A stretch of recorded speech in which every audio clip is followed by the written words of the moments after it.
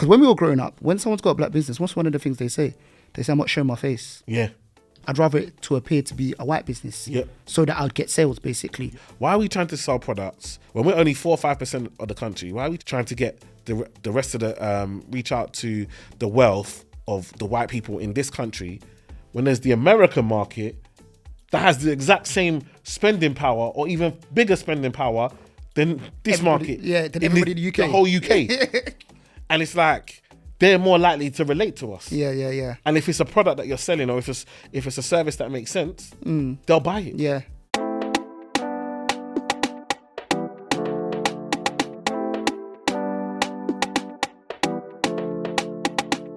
Yo, my bro. What are you saying? You good? I'm good. How are you?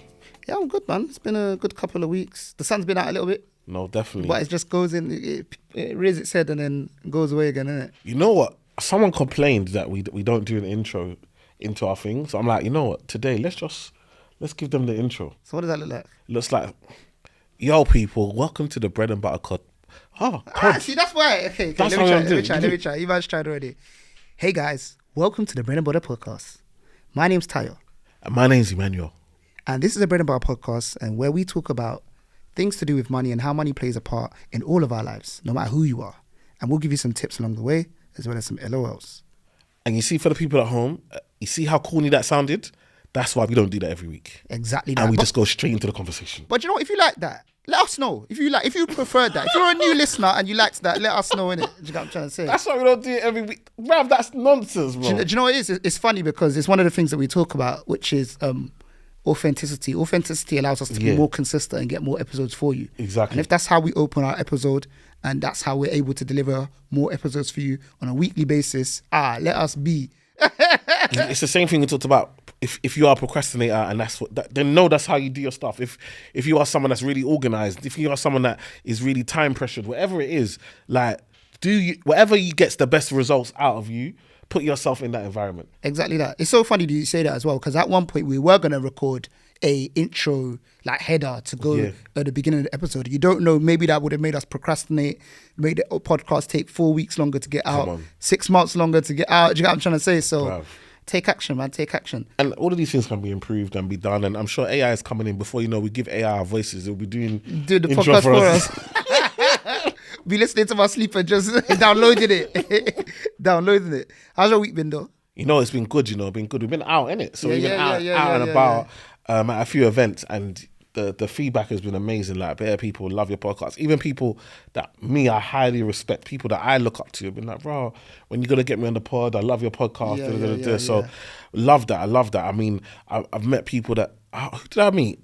I met this girl, she was like, every Monday she listens to the podcast, like every Monday on time. Imagine we had the vision of when you go to work, people going to work, Monday morning commuting to work. That's the vision. They were like, every Monday I listen to the podcast. I had someone else, love your podcast. Every time I go on a run, I put your podcast on for my run, knowing that, it's going to last me the journey. And it's just like, when we had a dream and a vision, and now it's coming to fruition. And I'm meeting people, and I met this girl. She was like, literally, I'm here networking because of your podcast. I've met quite a few people that said how they're influenced by the podcast, and it's like, listen, you see that? If that's all we do, I'm happy. Like, literally what we're talking about, and just sometimes it feels to us that, because this is our conversations on a normal basis, and we decided to make it in podcast format. But if we can say just be confident, put yourself out there, and someone actually listens to the podcast and does that in practice and sees some benefit from it, that's enough impact, man. No, I love it. And I've been watching a few. So I watched the guys. There's these guys, they do a podcast, and they've been doing some interviews and stuff, and they're talking about how they did ads and how they started in the pandemic, and one of them was a sound engineer, and one of them did different things, and now they've been able to do it. And their podcast is doing really well. They've had some really good guests on recently, but then also I've been seeing podcasts that few of them splitting up and stuff like that. Bro, how are we not going to split up? Because you're my family in real life. How do you make sure that these things don't mess up real relationships? Because we are literally growing up together. I can't imagine you not being in my life. If that makes sense. Yeah, I think that there's that as well. So that it's built on a solid foundation. But I think that's one thing, and it won't be able to happen anyway because even when even the mutuals are just too strong. Do you get what I'm trying to say? And both of us are very, very like honest anyway. Do you get what I'm trying to say? So we'll say stuff in it. Exactly. Do you get what I'm trying to say? But I think the second thing is that the purpose is bigger than us. Yeah, facts. And I think that's something that helps me in a lot of things that I do. Like it's actually not about me, and obviously man's faith comes into that as well. Of course. So it's bigger than me. Like it's not me or Eman that is gonna suffer. It's other people that may not be able to, that we might not be able to get that message out to. You know what? And you know when you say that, you do it all, I know you do it and you don't need to, but you do it all the time. And I always, like, we'll do something and it'll be like, obviously, both on anyone's name, you always put my name first. You be like, Eman and Tayo. And I'm like, why do you put Tayo and Eman? Like, it's Eman and Tayo. And it's just like, I appreciate it, bro. Like, you don't, like, it's like little things like that. When you say, like, it really isn't about ego. Yeah. Like, do you know what I mean? Because sometimes I feel like, bro, you're doing most of the work. It's so bad. If you want to put your name first, I ain't gonna feel no way. You did the website, bro. You did the intro. You got the graphics. You know it's so bad that you put said yourself, bro, because I'm calm. Do you know it's so bad that you said that? Because guys, check out our new website. Our new website's coming out soon, innit? But we just got the new website made, innit? And then it was my web developer, innit? Yeah. And then I was gonna show it to the team, everyone involved, innit? And I said, yeah, cool, this looks good. Swap me and Eman.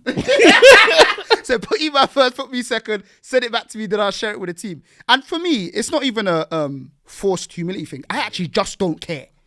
I think we spoke on a podcast before, and I think my thing is that I don't care if I'm second, so long as it's being done. If I have to put myself first for it to be done, then all day, let me go first, let my name go first for something to happen, innit? But so long as something's getting done, I don't mind going second, innit? So I'll always do it because I know that I actually don't mind, basically. And I've been learning from you, like, so we've been out together, few events have gone together, and like you've been like, I met this guy at this place, this person, that place. Like for me, I'm out and I get a lot of people that come to me that I don't know. When we're out, you get a lot of people that come to you that you actually know them because you've networked with them, and do you know what I mean? And I'm like, I need to learn from you to do that more, you know? Like, because you go places, do you know what I mean? Yeah. Whereas I go places that I'm invited to. Hence why when we're at places, everyone's like, are you speaking? Yeah. Because they only see you when you've been invited to talk. Exactly. So I go places when I've been invited to like actually speak or I'm doing something.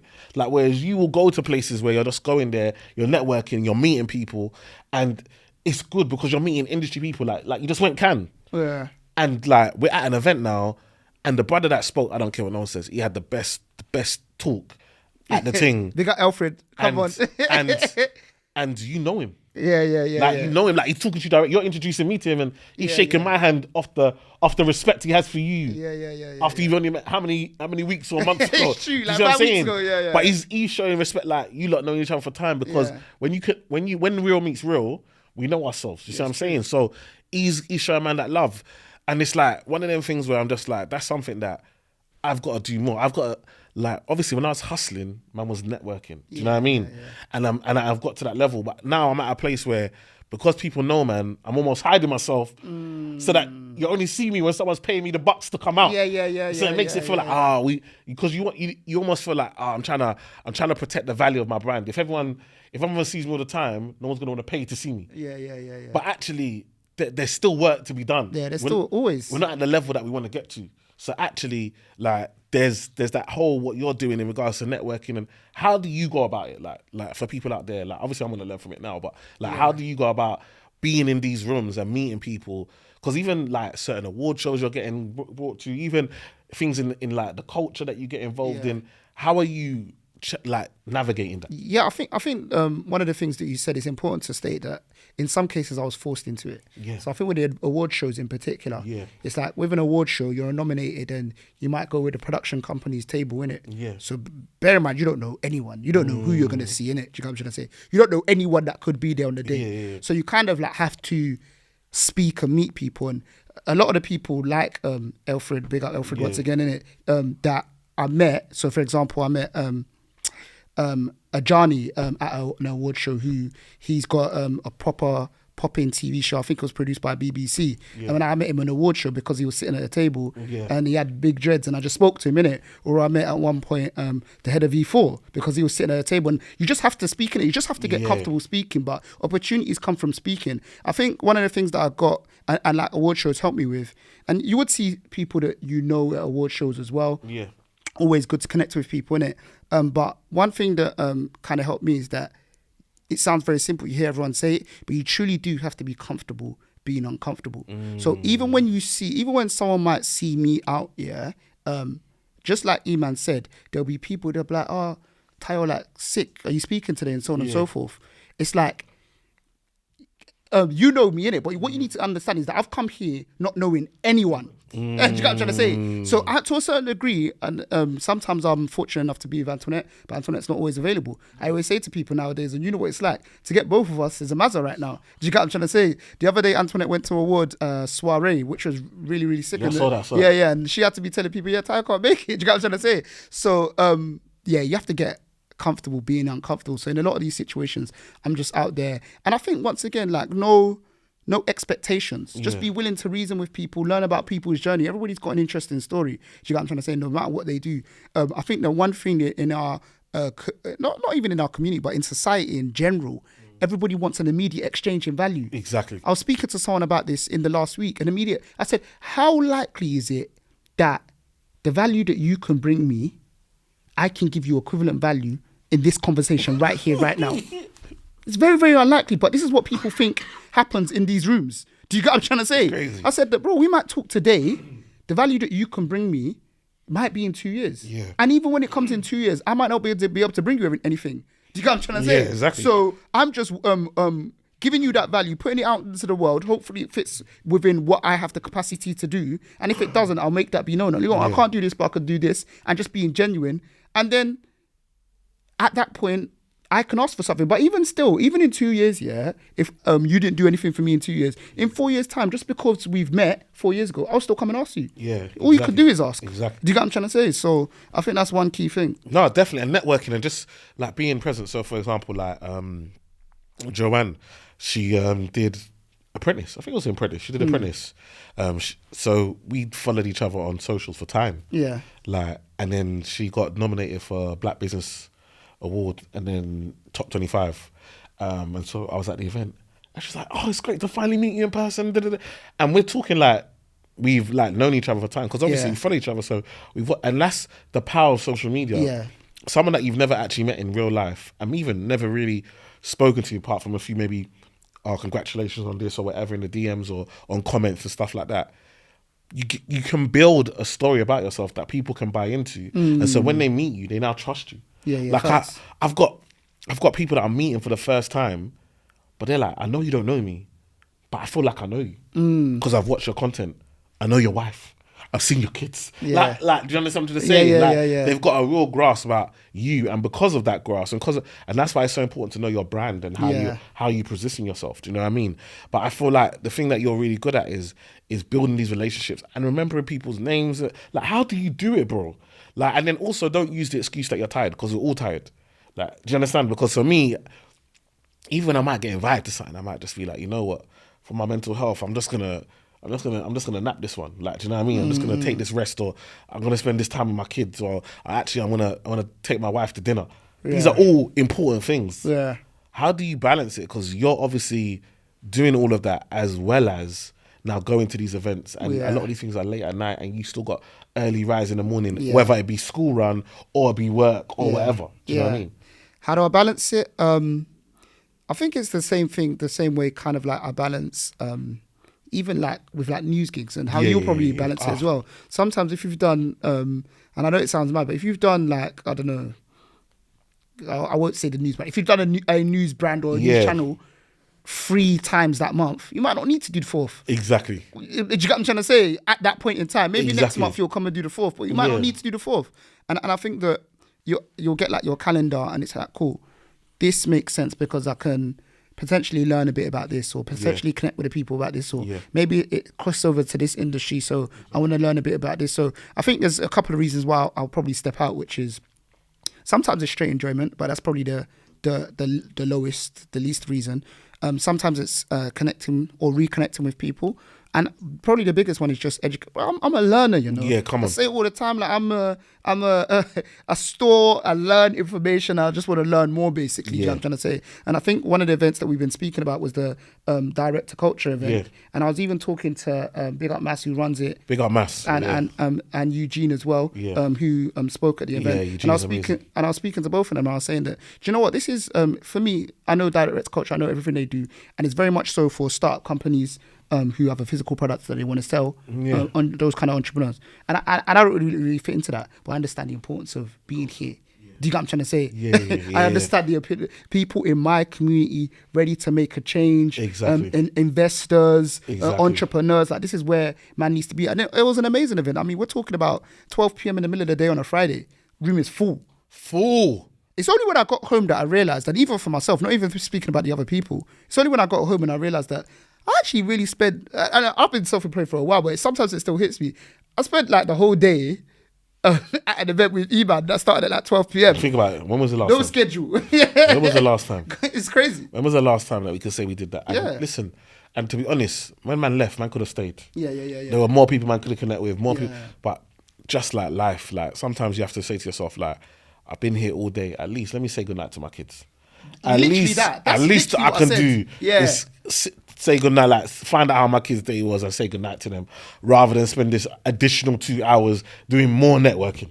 Do you know what's so interesting as well? A lot of people won't see that kind of element. Like sometimes, like you leaving, they won't understand how simple but important the reason might be. So, funnily enough, on that day, Antoinette helped one of her friends who has just had a baby look after the kid, innit? The little one who's like 2 to 3 years old. So because Antoinette spent the whole day doing that, I said, don't worry, I'll drop her back to her parents. So I'd promised that. So where people were thinking that, oh, right, you're leaving the event early, and they're thinking, what reason could it be? It's because I promised to help my wife out with something. And then I wanted to do it at a certain time so I could be back to now put my kids to sleep. Exactly. Do you get what I'm trying to say? Exactly. So it's crazy how it No, works, it's mad. And like, I think another thing that for me that was really important is this last week I had my niece with me, big up Naraya, she'd been with me on work experience. And it was like, bringing her to the event, bro, like, she's like, Uncle, you're really famous, aren't you? Famous. And these things, they make me laugh. Like, you don't realise the importance that for that young girl, 16 years old, she's thinking to herself, if my uncle is doing this and I'm coming here and bruv, there's times I left her, she was just networking with people, just talking to them about their things and what she wants to do. Bruv, everything she said she wants to do, I promise you, after being at that direct-to-culture event and telling other people, she now believes she can do.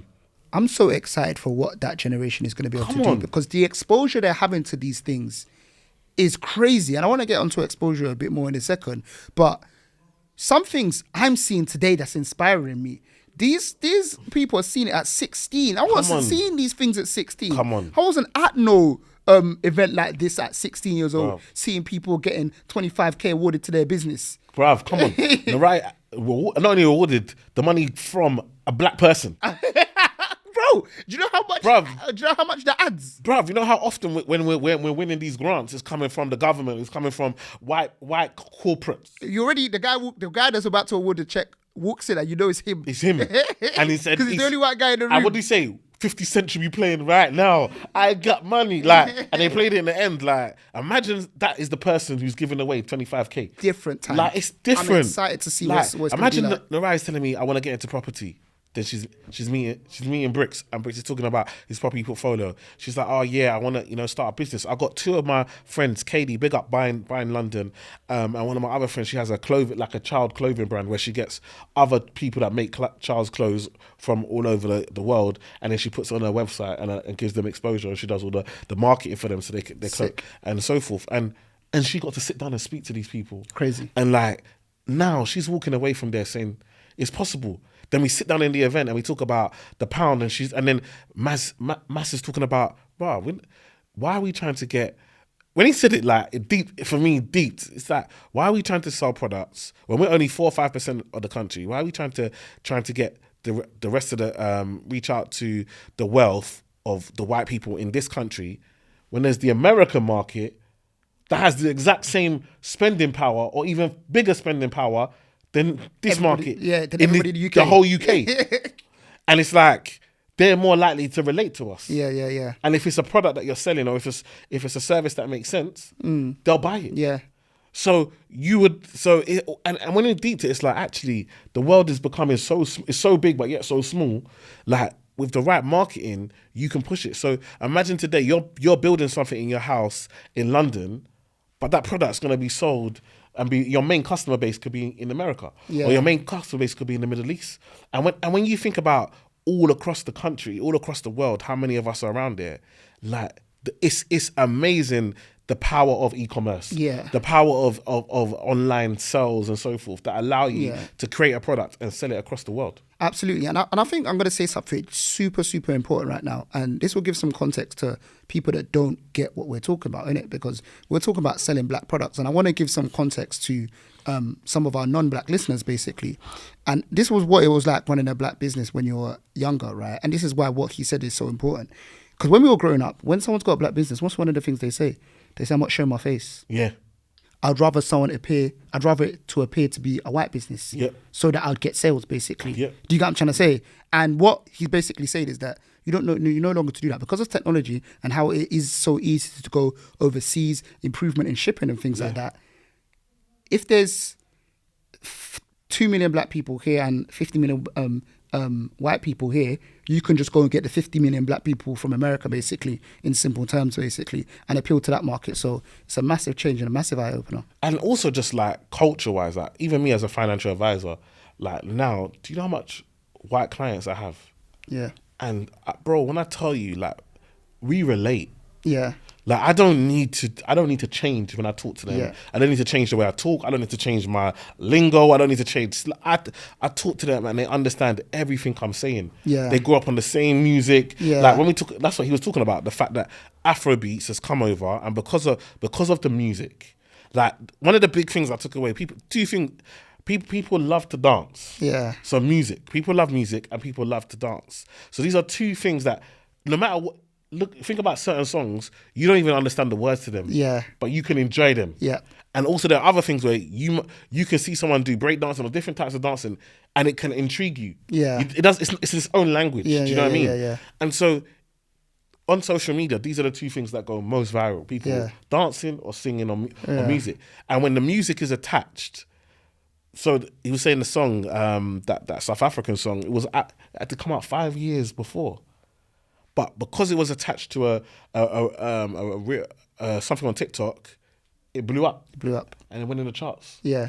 And it's like, we've seen even some of these old school people like Cher and all of these old school musicians, their songs be found by this generation, put onto a reel or onto a TikTok video, and boom, they're back in the charts again. Now they're touring. Yeah, it's crazy.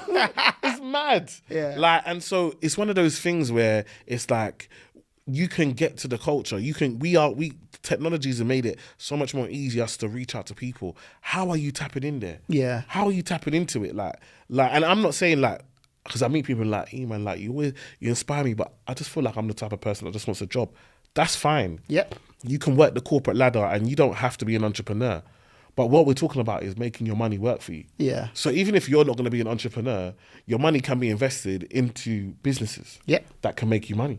Owning shares, owning equity in these things. So while you're working, somebody else is working on their business and you're benefiting from their sweat. Yep. You're not even putting in the day-to-day. You're not on it. They're thinking about that business every single day, but you have ownership in it. Yeah. So that when that business blows, you get a portion of that. Yeah. And that's what we want to do. We want to make sure that you're making it so that if you're making money, like your money, you should care about where your money goes and who's actually benefiting from your money. Do you know what I mean? Don't Absolutely. just make it, but make sure you're putting it in places where it's actually benefiting people that you care about, communities that you care about, and making money and opportunities in places that mean something to you. Yeah, because you've got a greater understanding about it. And I think we live in a day and age whereby you just working can't be it. I think that's it, innit? I'm trying to say, whether you invest in a business or even invest more into your pension or invest individually, just working can't be it. Especially if you kind of want that room to have an element of freedom, basically. So it's just something that you have to think about. Bruv, like literally on Sunday, I did a talk at my church for the women's Yeah, group. my mum told me. Yeah, bro. This is gonna be bad for people listening. It's gonna be Because mad. my mum was at the. Let me tell you. So, my first ever paid event. Tayo's mum says the women are doing an event at church. I want to talk about finances. I know you're a financial advisor at Barclays. Can you come and give a talk? This is, bruv, this is probably 10 years ago. This is my first ever time talking do you know what I mean, at an event. It's over 10 years ago. So I go there, the women's group, and this is, again, your mum was one of the leaders in the women's group, so she created the opportunity for me. So I go there, I give the talk. At the end of the talk, the women do a collection, and then they give me the collection. I wasn't expecting it. I thought I was going to talk for free. Well, it come to like almost 2 bills. I was like, rah, this is a lot for me. Like, Yeah. I just wanted to give back to you guys. I just wanted to, but they're like, no, we appreciate the knowledge that you gave. So boom. So imagine I've gone now, they've called me, can you come and give a talk to the women on finance and stuff like that? So I've gone. But now this is on the main stage at church, straight after the first service, we're going in. So gone in now, the first person I see when I walk through the door is your mum. When your mum sees me, she starts dancing. He's like, Mr. Finance is here. My son is here. As you're saying that, I know exactly what she was doing. She was just dancing. She was just gas. So I've finally gone on the stage talk. I said, right now, before I start my talk, there's 2 women I have to big up. One is my mum. My mum's sitting second row in the front. So I have to stop looking at her. You see the way my mum is smiling? Because some of you will feel like, oh, you're on national TV on that. You see, to my Nigerian mum, you coming to church? Me coming to church to give a talk is like me winning the Oscar. Yeah. Do you understand? Yeah. Honestly, because I think there's one thing that, sorry to jump in, that's one thing that people don't get, for a Nigerian parent. Oscars, okay, nice, well done. They don't deep it. That's not what they deep, bro. No. This is what they deep. This is what they deep. She is smiling teeth to the point that when I'm giving my talk, I say I think I'll stop looking at her because she's putting me off for remembering my thing, because she's so proud. Because to her, she remembers when man used to get in trouble in church, when obviously maybe some of the other aunties will be talking, oh, that boy is too rough, he always falling down, always playing, always hurting, always getting in trouble. So imagine now, you're coming to give a talk to the women at church. Do you know what I mean? So she was good into it. Then I was like, oh yeah. Then, Tayo's mum, she was just there at the back, just smiling. I said, please clap for her, because, she always encouraged me. And I always told me this story. She always used to tell me, the young ones are following you. And I was like, but I'm not a leader. Those times I was an official youth leader. I was like, I'm not the leader. She's like, it doesn't matter whether they give you a title. If people follow you, you're a leader. Yeah, it's true. She told me that, and Uncle Edwin told me that as well. And I was always like, okay, I always got to bear this in mind. And if you think about now, about 70% of that group work in finance today. Yeah. It shows the importance of you standing up and what you stand for. Yeah. Because people believe it when they see it. Yeah, absolutely. Do you know what I mean? And so, for me, I had to give them their flowers, because now I'm here and everyone's clapping and well done, our boy. But these 2 people have been clapping and supporting me before. When people was talking bad about me, they still believed, they still spoke encouragement to me. So I made sure I gave them that. And sometimes those are the things where money can't buy that. Yeah. Money can't buy that. You see Sunday, bruv, money can't buy that. There's no money for that. That was probably one of my proudest moments in life. Just being able to be in that building, knowing that I grew up in this building, and there were certain negative connotations, and now I'm in that building and everyone's proud. Yeah. Bruv, everyone, bruv. The whole time, everyone's like, I've been watching you on the internet. I've been watching your Barclays videos. I've been watching this. I see you on the TV. My children see you on the TV. And it's like, wow. Well done. And he's like, my son. Yeah. I'm thinking, bruv, he wasn't claiming me then. You know what I mean? But it's okay. It's okay. It's good. It's it's nice. So for me, that was a really proud moment to be able to do that and give that for them, because I knew what it meant to them. And the community is important, like you say. There's so much history, even for you and I in that building. We grew up in that church. Exactly. We always say that there's so many and people say it to us all the time. Yeah. From our church, there's so many people that you listeners will know, but you might not know that they went to the same church as us. And so many things happen. And I think even me growing up, at one point, Eman was my youth leader for so all of the man them. Yeah. So yeah, man, we got bare memories there. So yeah, so that was big, and sometimes it's just like that's what you want. Like that's what gives me the drive to keep going. Do you know what I mean? Yeah. Like even the other day, I was at a school in Greenwich. My sister's teacher. So at her school, was giving a talk, and one of the doing the Q&A at the end, and one of the kids was like, "But why do you do this? Like, why do you come to schools to give talk?" And the kids kind of laughed like, "Oh, it's being rude." I'm like, "No, that's a very good question. It's a very good question. It's a very good question." And so I answered, and I told them like, because I want to let you know that me that had 4 GCSEs, today I'm achieving. And all of you are much more smarter than me. So I want you to be excited about all the things that you can achieve, knowing that somebody came from a lower place than you, and now today he's standing here talking about all the things that he's been able to achieve. And I want you to know that you can achieve even more. Yeah. And that you're my legacy. Yeah, literally. Every time I give one of these talks, you form part of my legacy. Literally. I'm looking at you guys to say, you're going to achieve more, and you're going to stand on my shoulders and know that it was possible. Do you see what I'm saying? Bruv, they gave me a standing ovation after I answered the question. And I'm like, this is what it's about. Like, where's the money in that? Yeah. It might not be a brand deal, it might not be an ad, it might not be a, do you know what I mean? Money come. But to know that there's if I tell you how many of them messaged me on Instagram, messaged me on LinkedIn, bare of them even they didn't even have a LinkedIn account. I told them in the thing, you got to have a LinkedIn. Yeah. Like, now bare of them have LinkedIn, added me on their LinkedIn. These things make such a big difference. And I always say to people that it's not that Eman's going to go into the school and say a mad statement, and that mad statement is going to change the trajectory of bare people's lives. But sometimes even his presence, and maybe delivery, someone might come. Sometimes it's I don't know what you said, but I remember that point in that school. Come on, I was like, yo, do you know what? I need to start getting serious with this thing. Exactly, and that's why it's important to turn up. Exactly, it's so important to turn up, and it makes such a big difference. And representation matters, and this is what I'm battling with, bro, because there's a big part of me that wants to leave the country. We're getting into it, bro. We're getting into it. Like, there's a big part of me that wants to. Speak on it. Tell why. Say why. I know why, but say why. Because family is most important. Like, and people say it, but for me, it's really important. Being an active father is really important.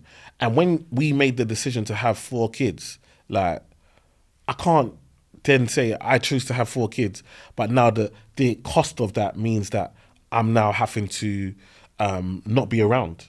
I refuse. I refuse to be an inactive father. I refuse to be a father that only pays bills. Yeah, it's impossible. I can't allow that to happen. So I've got to change it. Then, like, obviously, with my family dynamic, like, my wife was at work. She was working. Obviously, she does cakes. Then she got a job. Then obviously the market's changed. She struggled to get back into employment, so she's been self-employed. I said, just work with me. Like, I'm making enough. Let's manage what we've got. So if I've got to manage what I've got, bro, I went to look at that. We need a bigger house because my boys, they share, and my girls, they share. And I'm like, the boys are getting big now. They need their own room.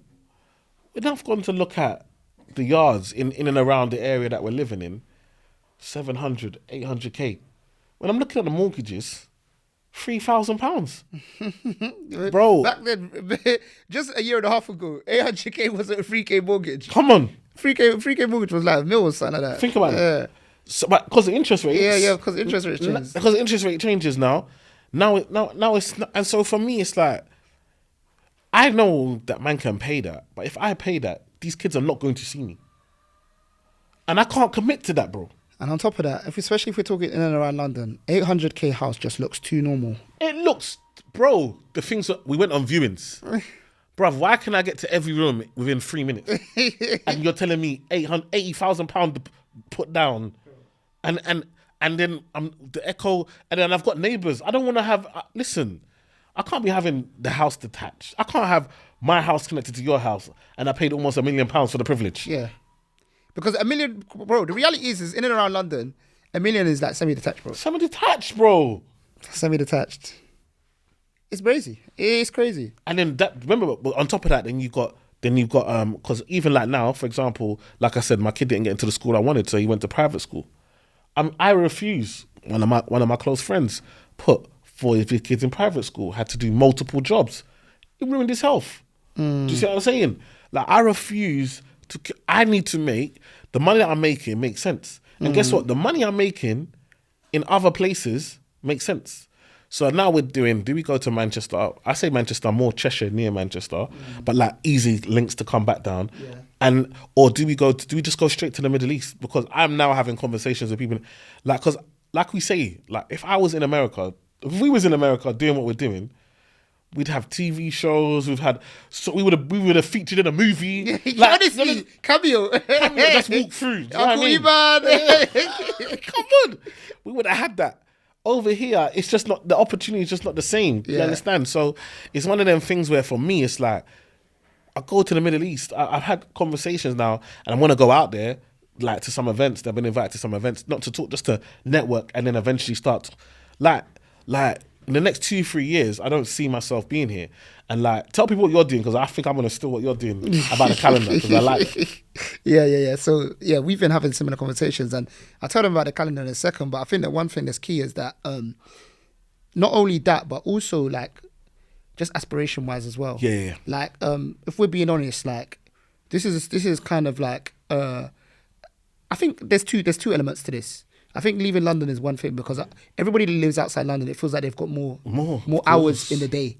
Not even money, more hours in the day. On. I always make this joke about whenever I go to film in Wales, and I tell them that, they tell me what they're doing on the weekend. They said that they're climbing a mountain. I said, that's what you're doing on the weekend. You're just going up a mountain. So work isn't on. Like, just feel like you have more time. Like, but someone in London will be like, bro, how can all you're doing go on? And it's so bad that I've become that person. Like, even my friends that are running and training for a marathon, they'll be like, yeah. So in training, I'm spending 4 hours running. I'm like, I'm envious of you, bro. Where do you even just find 4 hours to just run? Come on. You're not even doing emails at the same time, or you're not taking a call at the same time. You're just running for 4 hours. For me, but kudos to them, because that's not how I should be thinking. I'm the one that's wrong there. So that's why I think that, like, there's leaving London, but also leaving the country. I think that, like, if you go to places, loads of places as well, Africa, Middle East, America, they're just a lot more aspirational. Like, you tell people a mad business idea, and they're not saying, how is that going to work? They're saying, how can I get involved? Do you know what I'm trying to say? And that's a big, big difference. And it will do a lot for you. It will open up your mind massively. Like, I always say activity breeds activity. And when you're having more activity out in these places, you're going to see a lot more success in it. So even one thing that we're doing in my household is that we've got a calendar, which we're just monitoring how many days we need to be in the UK. Yeah. So even if it means that we come to UK for a week and a half, or do 2 weeks here, 2 weeks back temporarily for a period, or whatever that looks like, basically. So events events, work, or even social events that require us to be here as a must, we're just marking it to monitor it. Now, that monitoring might not amount to anything. We might not do anything, but it's one of those things that we always talk about, the vision board.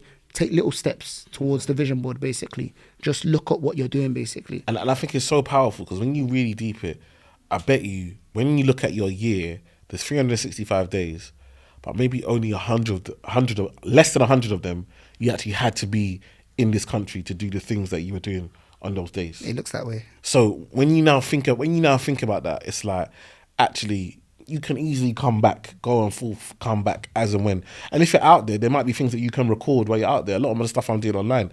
So exclusive again on the pod. Like, I'm about to set up a Wealth Academy school, online school for teaching, for adults, to teach them about finance, money, and how to build wealth. Come on. Like, it doesn't exist. There's no lesson in school, whatever. I've said to myself, you know what? I'm gonna build this, and I want to create this, and I'm gonna do it for those that want it. Yeah. And people don't realize that you don't need that many people. Yeah. Like, for me, I'm now at a stage where I want to focus on the 300, 500 people that want to work with me. And I'm going to work with them and give them all the value and help them get to where they want to get to. There are millions of people. I only need 300 to 500 of them that are serious and that want are to serious further and themselves. want to further themselves, and they'll join my school. And as they learn, they'll build, they'll leave. Yeah. New people will come and will continue to build. Do you understand what I'm trying to say? Yeah. And once I build this platform and I've got this school going and it's online, I don't have to be in the UK. I don't have to be here. Because you can add that value from any country. From in any the world. country, exactly. Because it's online. And most of it's online. And then another excuse which is coming, but it's not ready yet, is a Saturday school. So I'm going to have an online Saturday school for kids, Yeah. 14 to 18, teaching about money and finance on a Saturday, every other Saturday. Yeah. We've already now we've got a waiting list in Nigeria of affluent people who want to pay for their kids to join the Saturday school as well, to learn finance and money and wealth building from a young age. Yeah. And so for me, these are the things that I'm going to put in place. Yeah. And that's going to give me the financial freedom to live wherever I need to live, and make sure that I can give my kids and my family the lifestyle that I want to give them. And some people say, why leave the UK? Also, you have to remember the weather. Like, so as much as like I've been looking at Manchester and looking at Cheshire, and I really like the schools there, the houses there, the people there. It's still the same weather. Yeah, yeah. It is. Do you know what I mean? And it's still, the more up north you go, the more it rains. Yeah, yeah, yeah. Absolutely. Do you know what I mean? So it's like, actually, like when you go on holiday, these man's lifestyle is different. People, the way people walk, the way people's energy, it's different. Like when you're in a nice weather, nice conditions. It's crazy. It's crazy different. Like my dad went to Dubai recently, and he played golf before work, before logging on remotely. Do you get what I'm trying to say? Or even with like me, like it was one of the little ones' birthday the other day, and it was a Thursday, and we just said, look, everyone in the immediate area, I'm going to put the barbecue on. And it was like, just because the sun was out, and this was in the UK, just because the sun was out, it seemed feasible. Yeah. And it was feasible. Like people were comfortable. We didn't feel like you had to rush back. Yeah. But when you finish work and it's just dark, it feels like you just got to go straight to bed. Bro, I remember when you think about countries like that's one of the things I look at. Got people in Australia and New Zealand where after work they go to the beach. You go surfing. They do stuff with the family. Do you know what I mean? Fridays, a lot of companies will let you finish early if you even work at all, but let you finish early so that you can pick your kids up early and you can have a longer weekend with them. Yeah. Like family is part of life. The thing about the UK is it's not. Work is part of life. Work is part of life, because if you think about it, if the UK really cared about family, childcare would make sure that would be free, and accessible. Or do you know at what least I mean? affordable. Affordable. Because it's not affordable. It'd be mad discounted. Workplaces would offer, in America, workplaces have creches. They have the big companies, they have creches where you bring your kid, you can go to work, you pick your kid up from the creche in the same building. Yeah. Do you understand? So they can, when you're not thinking about family. Yeah. This country is just about work, make money, pay your tax everywhere. Imagine the countries you're talking about. Like again, even when they talk about in the Middle East, they started to bring in tax. Business tax is 10%. That's it. 9%. No, come on.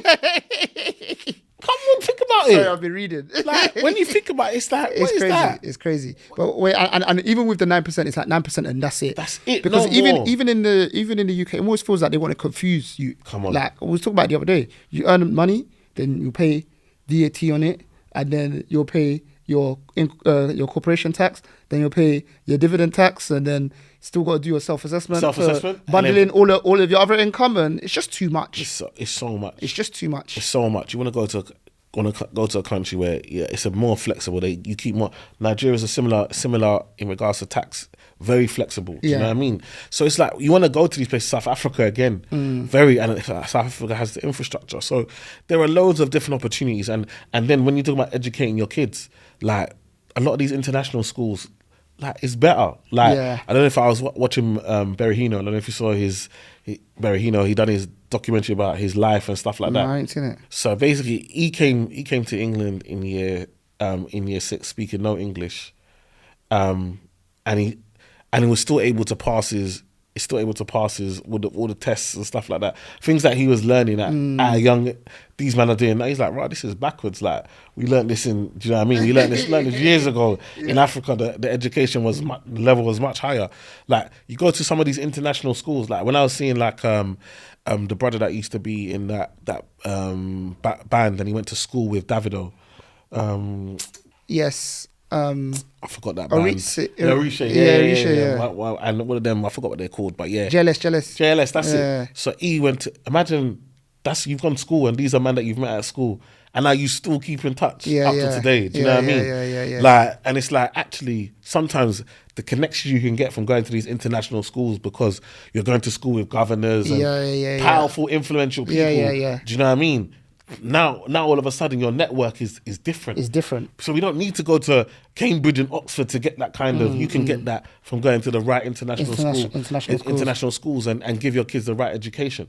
I think culture is just different as well because like we mentioned, like different cultures or different countries demand a different culture. Yeah. It's so interesting because even if you were to set up a business in like the Middle East, it's so interesting because the same customer that will try and haggle your price in the UK, that same customer in Dubai will just pay the fee. Of course. Because they don't have a culture of that. They have a culture of premium product, premium price. Exactly. Pay or you leave. Exactly. Because that person wouldn't say, it shouldn't be this. They will just pay, bro. They'll pay. Do you get what I'm trying to say? So these are the things that are different as well because people will act, even if they're from this culture, they'll act differently in these other countries. So, because to me, the cheat code is make money in pounds because it's one of the strongest currencies in the world and it's what we have access to. Pounds or dollars is what you want to make your money in, and then go to somewhere where you can leverage that. And the thing about the Middle East, their currency is respected and it's quite well, it's quite good as well. But they respect the UK. So if you say you're from the UK, they're more willing to partner and work with you because they respect the country that you're coming from. Like if you can then go to Africa and do stuff where the pound is even stronger, and now you can do more. Like that's for me. It's the lifestyle. I'm not chasing becoming a multi-millionaire. I'm not chasing that. I'm chasing, for me, the lifestyle I want to give to my family and my kids and retiring early. Like when I say retire, that doesn't mean I want to stop work because I love what I do and I'll keep doing it, but not have to do it. If I don't do this, how will my family survive? I can't be doing that forever. Like, do you know what I mean? I need to be in a place where I'm doing what I love, doing it because I love it, getting paid whatever I'm getting paid, but I know that my bills are covered. Like property makes sense. Everything makes sense. Things don't make sense here. Now that the houses that I'm saying are 800. I over 35k stamp duty. That is a deposit. How can I spend that on stamp duty? Stamp duty that has no viable, it just flutters into air.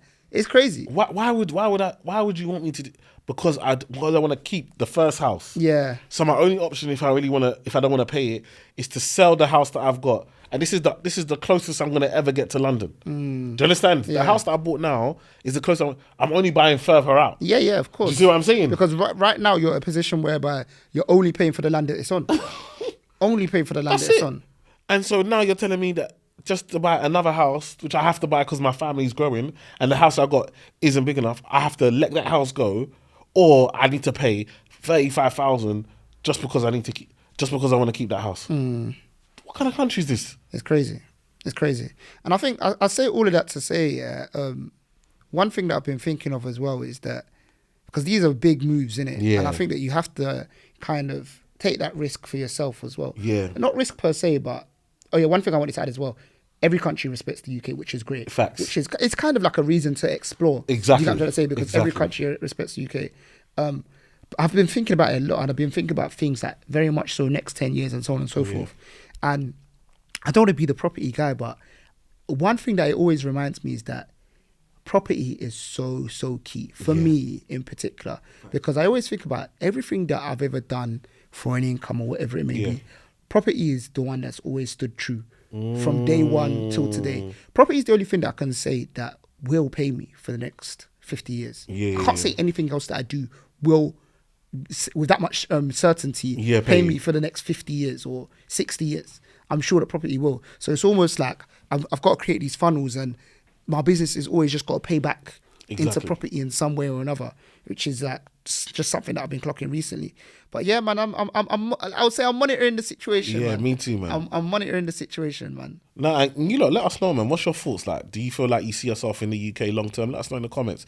Do you feel like you can live the life that you want to live in the UK? Do you feel like and I guess again, as you start to make more money, you start to feed it a lot more.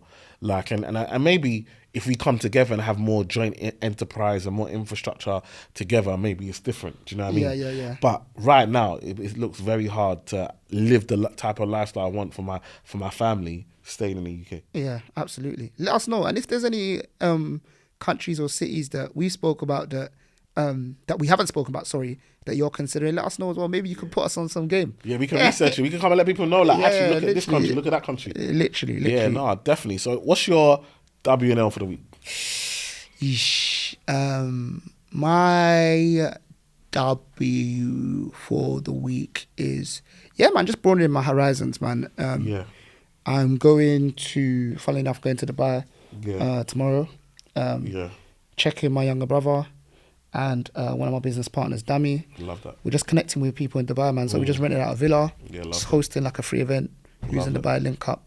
Let's reason. And I think that based on what we were speaking about earlier, just connecting with people is good, man. Like I say, I step out to connect. Let me host my own thing. So a little small gathering. L for the week.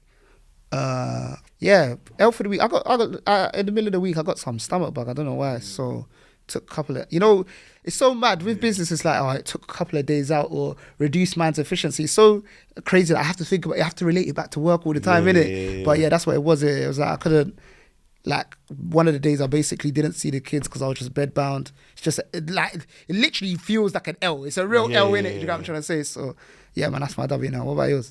W. Ellie got an award for her behaviour. So like at her school they give out awards, and she got the Platinum Award, which is one of the highest awards, and you basically racked out throughout the year because obviously school year just finished, and it's just like when the kids are doing well, like I just feel like for me that's everything. That's what it's about, their personality, their characters, how they are. And like so I'm just really proud of them and their achievements there. I think there's so many. I feel like obviously I left my agent, so I got a new agent. It's been slow, do you know what I mean? Because obviously now you got to get to know them and stuff like that, and so a lot of the stuff. So that's been difficult, because when I had my old agent, I could just be like, oh, let's do this or let's do that or let's do you know what I mean? Whereas now a new agency, they got new ideas, a new direction they want to get you to go in, so you got to kind of follow. So sometimes you can feel like you're in a bit of limbo around that, and that's why it's like, actually, you know what? I need to just focus on my income coming from the things that I can control. And then everything else can be a bonus on top. Do you know what I mean? So I'd say that's probably been a big lesson for me in regards to just focusing on, because in the beginning, it was only me. Like I was just doing events and talks and that's how I was feeding my family. Do you know what I mean? And then all of a sudden, this thing blew up, and it was like, now you got an agent and this and that. And then that income was coming in, and then it's like you slowed down on the other things because things were coming there. Do you know what I mean? So it's a balance. It's a balance in that. And now that those things are slowing down, it's like, let's pick up your own stuff and do stuff. So that's good. It's all good learning and developing. I feel like also, obviously, I've been with Barclays for a while. I loved working with them, and you know what I mean. But that contract came to an end, so it's like now it's like, okay, I'm a free agent. And it feels weird having these conversations with new finance companies and new talks and stuff like that, because it's been a minute. Like, how long's it been? I was with them 18 months, but then obviously they done on my show. So I've been with Barclays pretty much probably like three years. I've been doing stuff with them, do you know what I mean, for the last 3 years. So to now look at like, be out here, do stuff, there's part of me that feels like, oh, should I run back and sign some new deal or whatever? I'm just like, nah, you know what, just play it cool, just focus on what you do going forward, focus on you, and other things will come. So I feel like these are all part of lessons, and I always like to share this stuff, because sometimes people just feel like everything is perfect, do you know what I mean? So and then obviously, I guess another W that I forgot to even say was we the book, in it. The book, we got the cover for the book now. Oh, sick. For the kids' book, so released that September, so that's coming out September. So 5th of September, that's available. Like, make sure you pre-order. It's a kids' book. The premise of the book is the kid gets £1. We teach them lessons over the chapter. At the end of each chapter, they have to make a decision on what they're going to do with that £1. And by the end, if they make the right decisions, that £1 will return to £1 million.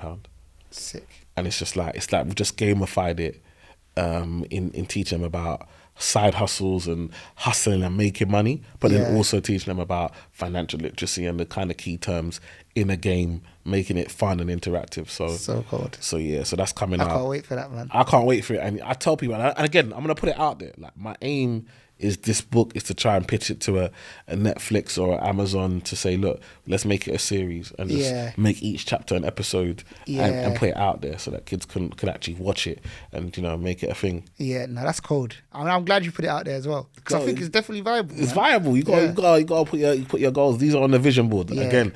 So yeah, I'm not afraid to share my goals and my dreams, and like I know what's for me will always come to me. So yeah, it's always important to do that. Amen. Well, guys, that's been a Bread and Butter podcast. And this is where Eman comes in and says, make sure you like, share, and subscribe. I know, I'm just looking at time. It's emotional. I'm emotional thinking about the book and just what you want to do and everything. Do you know what?